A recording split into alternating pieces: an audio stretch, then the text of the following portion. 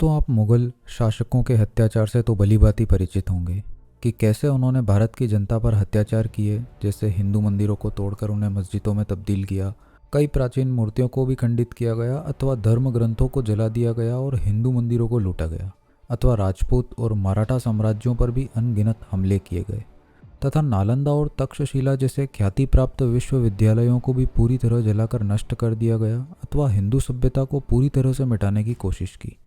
परंतु जब मुगल साम्राज्य का पतन शुरू हुआ तो उन पर भी इसी तरह के हमले हुए और ऐसी तबाही टूटी कि उनकी शान सिर्फ एक इतिहास बनकर रह गई।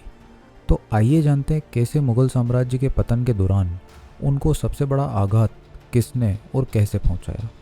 दोस्तों, वह शख्स था नादिर शाह, ईरान की हिस्ट्री का सबसे पावरफुल शासक। क्योंकि नादिर शाह की सैन्य प्रतिभा बहुत ही कुशल थी तो उसे कई हिस्टोरियंस ने नेपोलियन बोनापार्ट से कंपेयर किया तो उसे नेपोलियन ऑफ पर्शिया का टेक भी दिया, अथवा कई हिस्टोरियंस ने उसे स्वॉर्ड ऑफ पर्शिया और दूसरा अलेक्जेंडर भी कहा, जिसने एक वक्त पर पूरे विश्व पर राज किया था। दोस्तों, नादिर शाह ईरान में तब उभर के आया और सत्ता का हकदार बना जब ईरान अराजकता और पड़ोसी देशों के निरंतर हमलों और आंतरिक युद्धों से जूझ रहा था। उसी वक्त नादिर शाह ने ईरान की बागडोर संभाली और अफगान, ऑटोमन एवं रशियन एम्पायर्स को ईरान की धरती से उखाड़ फेंका और ईरान के शासन की कमान अपने हाथों में ले ली। दोस्तों, नादिर शाह सिर्फ एक शासक ही नहीं बल्कि एक ख्याति प्राप्त मिलिट्री एक्सपर्ट और कॉन्करर था, क्योंकि उसकी मिलिट्री टैक्टिक्स मुख्यतः चंगेज खान और तैमूर से इंस्पायर्ड थी, जो कि ग्रेट रूलर रहे हैं। दोस्तों, आइए अब जानते हैं कैसे नादिर शाह के दिल्ली पर भयानक हमले से पहले के कुछ इवेंट्स जिसने उस वक्त के भारत के पूरे समीकरण ही बदल दिए थे। दोस्तों, जैसे ही नादिर शाह ने अफगान के कांधार पर विजय प्राप्त की, उसका सीधा ध्यान गया भारत के मुगल साम्राज्य की ओर, जो औरंगजेब की मृत्यु के बाद वैसे ही लड़खड़ाया हुआ था, क्योंकि औरंगजेब का कोई भी उत्तराधिकारी ऐसा नहीं था जो प्रभावी मुगल शासकों की तरह मुगल साम्राज्य की कमान संभाल सके। और अंततः मुगल साम्राज्य के एडमिनिस्ट्रेशन की वर्क एफिशिएंसी समाप्त होने लगी और मनसबदारों जैसी पावरफुल क्लास को कंट्रोल में रखना सेंट्रल अथॉरिटी के लिए डिफिकल्ट हो गया और सूबेदार के रूप में अपॉइंटेड एरिस्टोक्रेट्स अक्सर रेवेन्यू ऑफिसेस पर अपना कंट्रोल रखने लग गए। इससे मुगल साम्राज्य में पहुंचने वाले रेवेन्यू की मात्रा में कमी आती गई, क्योंकि अधिकतर रेवेन्यू वो खुद ही रखने लग गए थे तथा भारत में कई विद्रोह होने लग गए। उनमें प्रमुख थे कृषि आंदोलन, जमींदारों का विद्रोह करना और टैक्स के विरोध में आम जनता का विद्रोह करना मुगल साम्राज्य की फाउंडेशंस को हिलाकर रख देता है। साथ ही आंतरिक शक्तियां उभरने लगी थी, जैसे मराठा और सिख साम्राज्य निरंतर जीत पर जीत दर्ज कर अपनी राज्य की सीमाएं फैलाए जा रहे थे तथा ईस्ट इंडिया कंपनी भी सिरदर्द बनी हुई थी। और इस तरह धीरे धीरे राजनीतिक व आर्थिक सत्ता प्रांतीय सूबेदारों और स्थानीय सरदारों एवं अन्य ग्रुप्स के हाथों में आ रही थी और औरंगजेब के उत्तराधिकारी इस बदलाव को रोक पाने में असमर्थ थे। और उसी वक्त नादिर शाह अपनी क्रूरता की चरम सीमा पर था और अफगान जीतने के बाद मुगल्स के सामने एक प्रस्ताव रखता है कि तुम मुझे उन अफगान रिबेलियंस को हैंडओवर कर दो जिन्होंने तुम्हारे साम्राज्य में शरण ली हुई है। लेकिन मुगल इस बात को रिफ्यूज कर देते हैं और यहीं से दिल्ली को इन्वेड करने की पूरी कहानी स्टार्ट होती है। और नादिर शाह मुगल के रिफ्यूजल को एक्सक्यूज के तौर पर लेकर बॉर्डर क्रॉस करके पेशावर के मुगल गवर्नर पर दावा बोल देता है, जिसके पास उस वक्त नादिर शाह से दोगुनी फौज जमा होती है। पर फिर भी नादिर शाह जीत जाता है, क्योंकि वो डायरेक्ट कन्फ्रंटेशन की जगह बहुत ही चालाकी और शातिर तरीके से अपनी छोटी सी सेना को dangerous and extremely impossible to cross the mountain near the Khyber pass से भेजकर मुगल सेना, जो कि खैबर पास के एंट्रेंस को गार्ड कर रही थी, कि नादिर शाह यहाँ से हमला करेगा। But passing those extremely mountains, Nadir Shah got the golden opportunity to come from behind of them, और उन पर पीछे से हमला कर देता है, जिससे सेना भौचक्की रह गई और उन्हें संभलने का मौका ही नहीं मिलता है और नादिर शाह को आसानी से जीत मिल जाती है। और इस जीत से नादिर शाह बहुत आसानी से गजनी, काबुल, पेशावर, सिंध और लाहौर को क्विकली कैप्चर कर लेता है। खैबर पास की एंट्री पॉइंट रहा नादिर शाह की जीत में और मुगल्स को सक्सेसफुली इन्वेड करने में।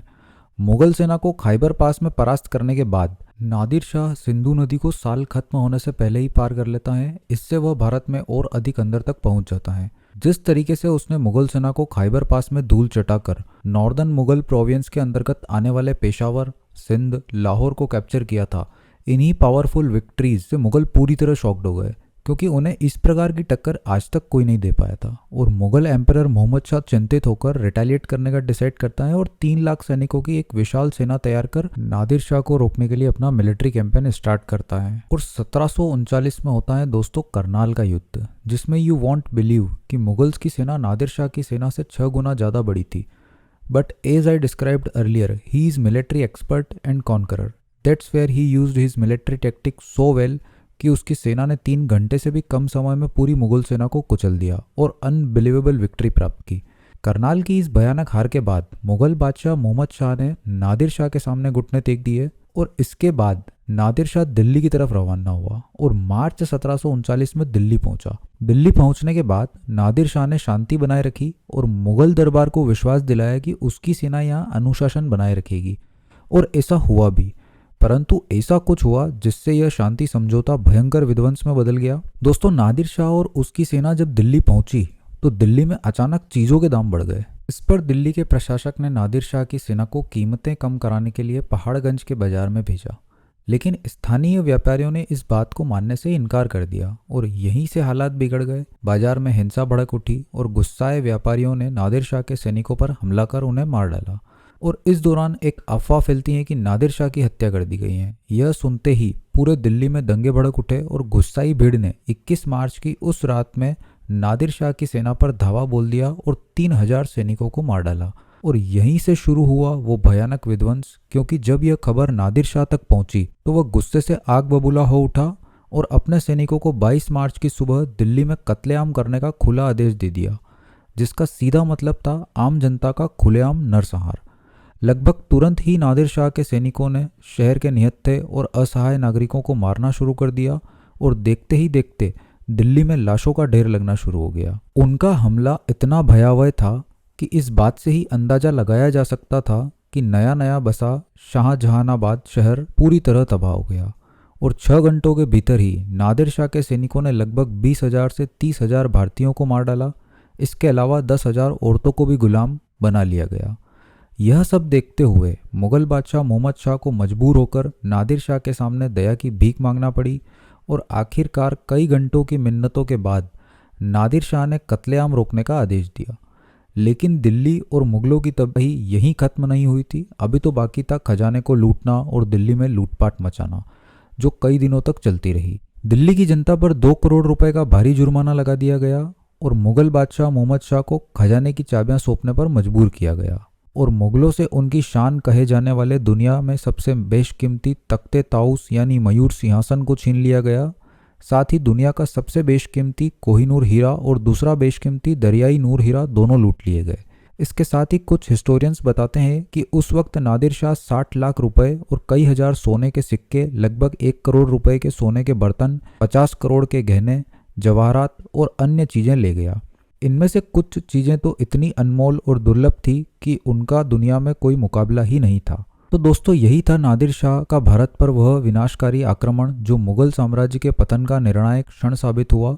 दिल्ली से अपार धन दौलत, हीरे जवाहरात और मुगलों का खजाना और दुनिया की कई बेशकीमती चीजें लूटकर नादिर शाह अपने साम्राज्य लौट गया और इस विजय से वह इतना समृद्ध हो गया कि उसने अपने पूरे राज्य में 3 वर्षों के लिए सभी करों को माफ कर दिया। और इस घटना का सबसे बड़ा फायदा मिला ईस्ट इंडिया कंपनी को। इससे उन्हें भारत में राज करने और अपनी जड़ों को जमाने का एक स्वर्णिम अवसर मिल गया और अगले 100 सालों में पूरा भारत धीरे धीरे अंग्रेजों के अधीन होता चला गया। 1739 की यह त्रासदी केवल एक लूट नहीं थी, यह भारतीय इतिहास का एक ऐसा निर्णायक मोड़ था जिसने देश की सत्ता अंग्रेजों की झोली में डाल दी।